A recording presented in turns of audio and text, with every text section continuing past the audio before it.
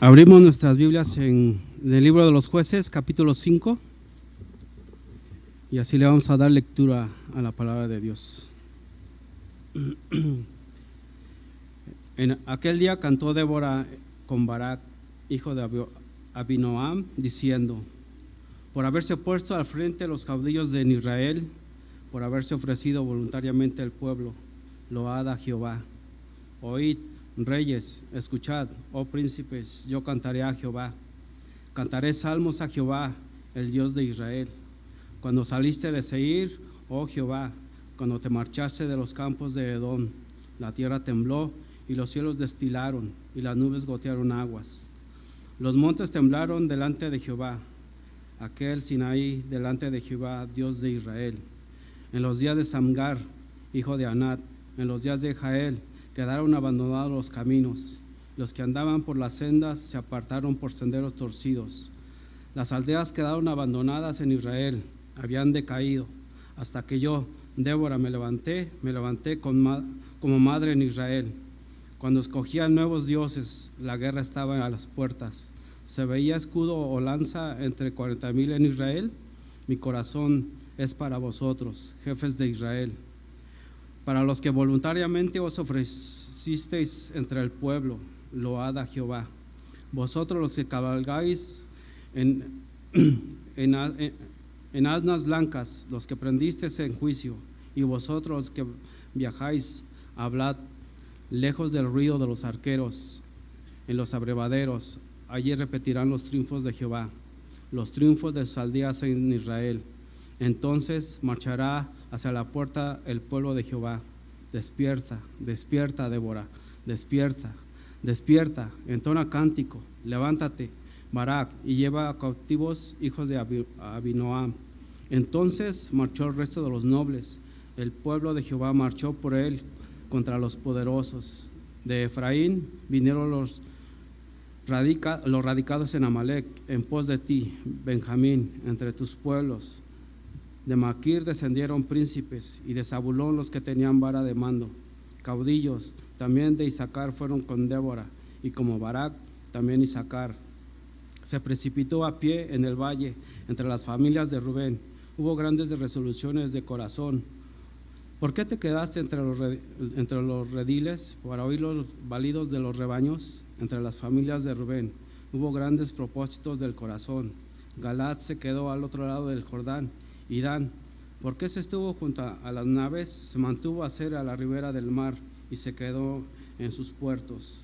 El pueblo de Zabulón expuso su vida a la muerte, y Neftalí a las alturas del campo. Vinieron reyes y pelearon. Entonces pelearon los reyes de Canaán en Tacná junto con las aguas de Megiddo, mas no llevaron ganancia alguna de dinero. Desde los cielos pelearon las estrellas, desde sus órbitas pelearon contra Sísara. Los barrió el torrente de Sison, el antiguo torrente, el torrente de Sison. Marcha, oh alma mía, con poder. Entonces resonaron los cascos de los caballos por el galopar de los valientes. Maldecid a Meroz, dijo el ángel de Jehová, maldecid severamente a sus moradores, porque no vinieron al socorro de Jehová contra los fuertes. Bendita sea entre las jueces Jael, mujer de Aberseneo, sobre las mujeres bendita sea en la tienda. Él pidió agua y ella le dio leche, en tazón de nobles le presentó crema. Tendió su mano a la estaca, a la diestra del mazo de trabajadores, y golpeó a Sísara, hirió su cabeza, y le horadó a través de sus sienes. Cayó encorvado entre sus pies, quedó tendido, entre sus pies cayó encorvado. ¿Dónde se encorvó? Allí cayó muerto. La muerte de Sísara se asoma a la ventana, y por entre las celosías a voces dice: ¿por qué tarda su carro en venir? ¿Por qué las ruedas de sus carros se detienen? La más avisada de las damas le respondían, aún ella se respondía a sí misma: ¿no han hallado botín y lo están repartiendo? Y cada uno de una doncella o dos, las vestiduras de colores para Sísara, las vestiduras bordadas de colores, la ropa de color bordada de ambos lados, por los jefes de los que tomaron el botín. Así perezcan todos los enemigos, oh Jehová, mas los que te aman sean como el sol cuando sale en su fuerza. Y la tierra reposó 40 años. Pueden sentarse.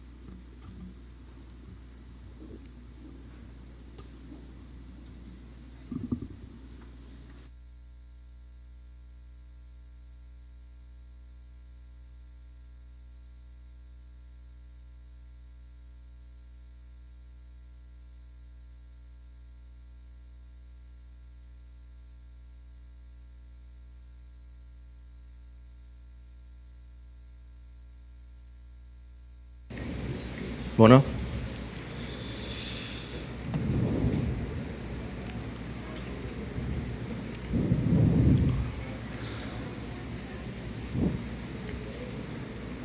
Hermanos, creo que ustedes saben que en el tiempo de la Revolución Mexicana en nuestro país, el género que conocemos como los corridos se creó para contar una historia, para contar las hazañas de los que serían conocidos como los héroes o las figuras representantes.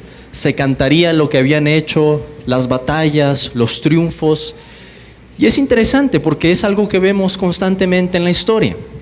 Lo mismo ocurría en la Edad Media con los llamados juglares que se presentaban delante de la gente, y no era solamente una forma de entretenimiento, sino también de educación, de hablar acerca de la historia, de hablar acerca de las batallas, de hablar de la historia de un reino, de un imperio. Lo mismo encontramos en Grecia, lo mismo encontramos en Roma, con los poemas que ensalzaban el comienzo de un imperio y las batallas que peleó. Y creo que lo mismo debemos preguntarnos ahora. Hermanos, ¿por qué estaría un capítulo en la Biblia que nos presenta un cántico que está escrito en poesía, que habla de una batalla, la que veíamos en Jueces capítulo 4? ¿Por qué hacer un poema de eso y por qué cantarlo? Interesante, es el único poema o cántico que encontramos en el libro de Jueces. Las únicas otras palabras poéticas que están en este libro tienen que ver con el acertijo que dijo Sansón, el dilema que él propuso. Pero fuera de eso, es el único cántico que encontramos en Jueces. Y esto debe tener un propósito especial. Entonces, ¿cuál es el punto, hermanos? Primero pensemos en esto, de escribir un poema que habla acerca de lo que Dios ha hecho.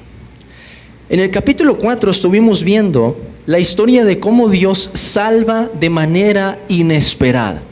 Yo les dije que si hay algo que podemos decir que Dios hace es sorprendernos siempre, sorprendernos con todas sus obras. En el capítulo 5 lo que encontramos es que cuando Dios sorprende con esas obras, el pueblo de Dios se ve movido a celebrarlas. Entonces, capítulo 4, Dios salva de manera inesperada, Dios salva de una manera asombrosa, utilizando a dos mujeres, Débora, después a Jael, utilizando un arma inesperada. ¿Quién diría que este hombre tan poderoso sería destruido por una estaca y un mazo? Pero en el capítulo 5 lo que encontramos es que hay que celebrar esos actos redentores, que el pueblo de Dios es movido a celebrar la manera en que Dios nos salva. Y quisiera que viéramos, hermanos, pensando en eso como la idea principal, que Dios es el que se presenta como el guerrero divino en este cántico. Vean por favor el versículo 3. Nos dice: oíd reyes, escuchad, oh príncipes, yo cantaré a Jehová, cantaré salmos a Jehová, el Dios de Israel. Cuando saliste de Seir, oh Jehová, cuando te marchaste de los campos de Edom, la tierra tembló y los cielos destilaron. y las nubes gotearon aguas. Los montes temblaron delante de Jehová, aquel Sinaí, delante de Jehová, Dios de Israel. ¿Quién es el que va delante del ejército, hermanos, y a quien se le va a dar la gloria del triunfo de esta batalla? Al Señor. Y la manera en que lo presenta este cántico, hermanos, es como si Dios mismo se hubiera aparecido en una teofanía en medio de esta batalla, y eso hubiera sido lo que hiciera temblar al ejército enemigo. Se menciona el Sinaí. ¿A qué nos remonta eso? Al pacto con Moisés, a la gloria, la majestad con la que Dios se presenta, con ese trueno, con ese fuego, con ese humo, con esa voz ensordecedora. Es Dios, hermanos, el que marchaba delante del pueblo. El Señor sale al frente, la creación se conmueve, no solo el ejército enemigo. Pero además, encontramos en este cántico, versículo 20, una perspectiva divina de esta batalla. ¿Cómo se vio a los ojos de Dios? Versículo 20, desde los cielos pelearon las estrellas, desde sus órbitas pelearon contra Sísara. Los barrió el torrente de Cisón, el antiguo torrente, el torrente de Cisón. Marcha, oh alma mía, con poder. Dios utiliza los elementos creados entonces para traer la victoria. Y esta escena, hermanos, se parece mucho a otra escena que tenemos en el Antiguo Testamento, en la que Dios utilizó aguas para barrer al ejército enemigo, movió los elementos creados, abrió los mares, hizo pasar seguro a su pueblo y después destruyó a Faraón y a sus carros. ¿Y qué pasó en ese evento después de que el Señor destruyera a Faraón?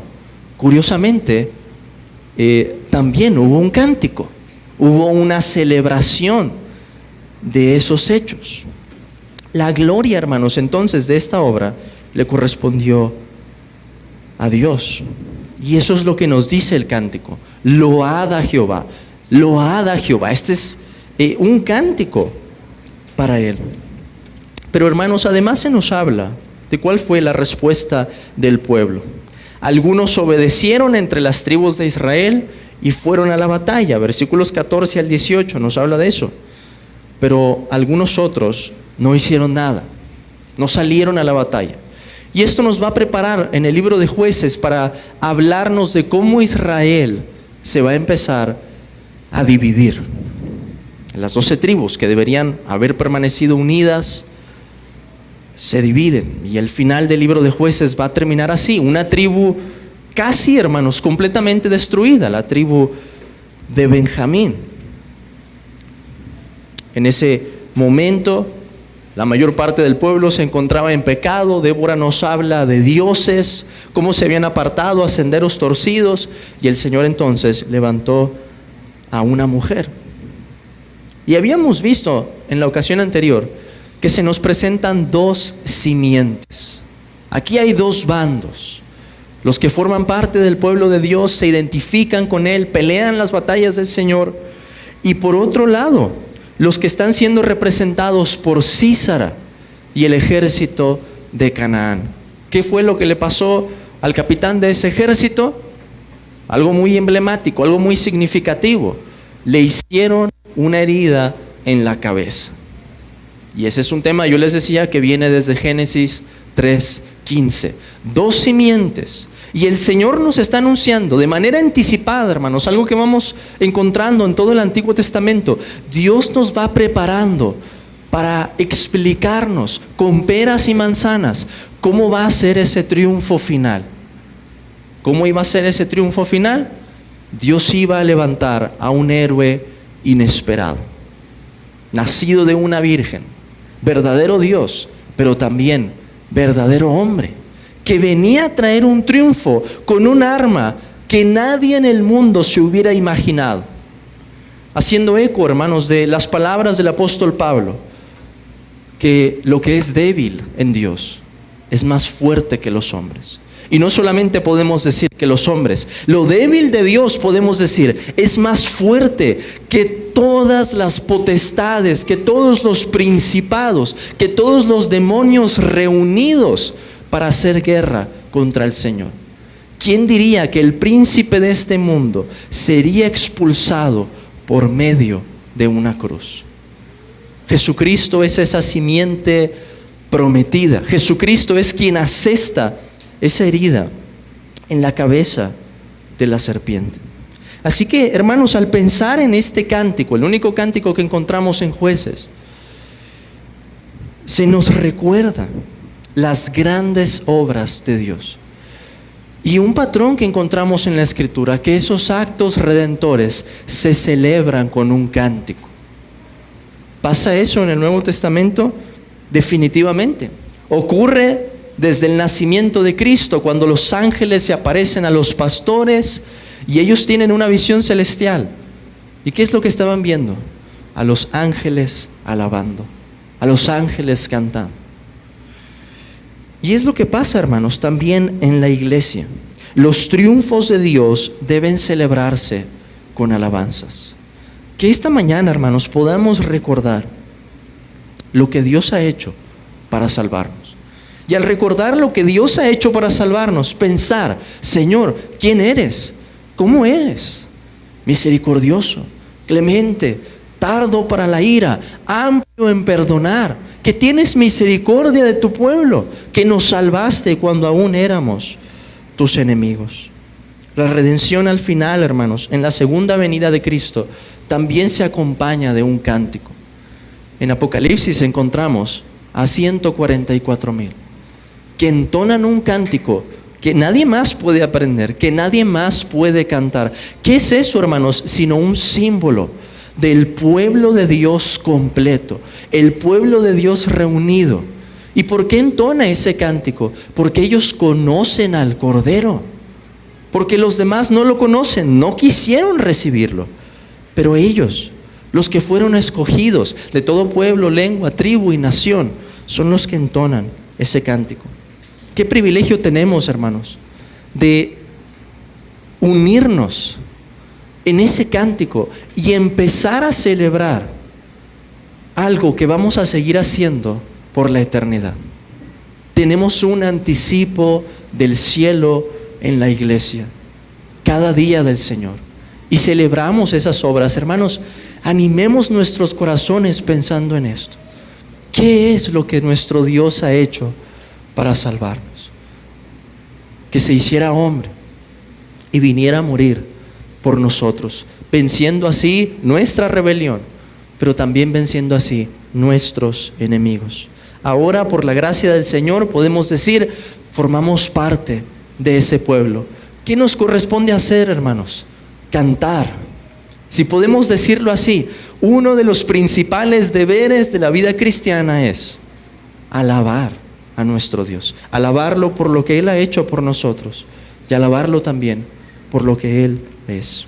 Que el Señor nos ayude en esta mañana a entonar ese cántico con nuestras bocas al cantar estos himnos, pero también en nuestro corazón. Amén, hermanos.